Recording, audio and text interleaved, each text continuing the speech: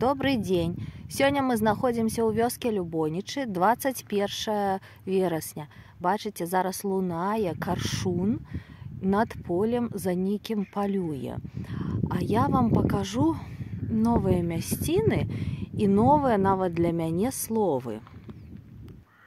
Вось гэта называецца копань. Іх рабілі даўно ў вёсках, дзе ёсць маленечкія крынічкі. Калі пасвілі сялянскіх кароваў, то сюды іх заводзілі піць. Зараз я праз поле яшчэ побач пакажу адну копань. Бачыце, там, дзе расліны, там таксама яна знаходзіцца.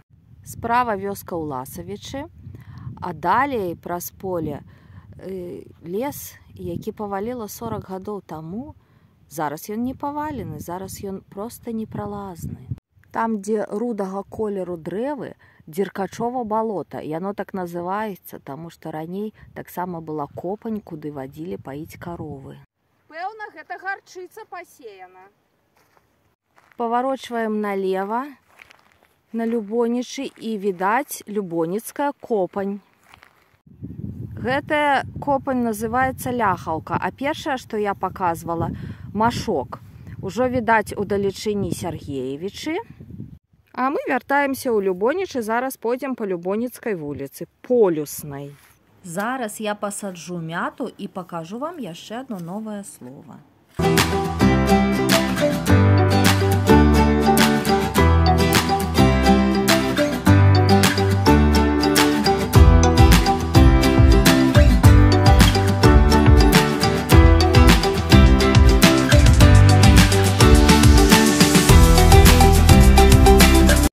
І вось маё новае слово калун.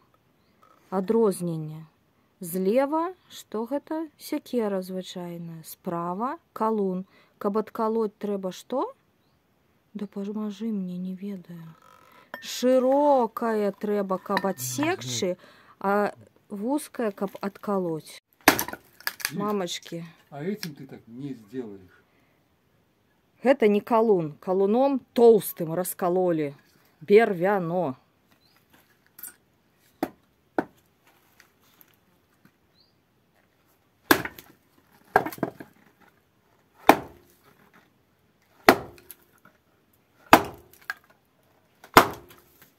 Топором бы ты никогда не взяла. Топором не, сякерай не.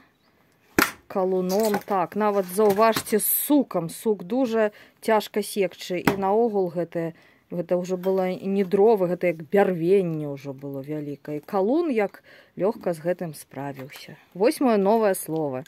Калун.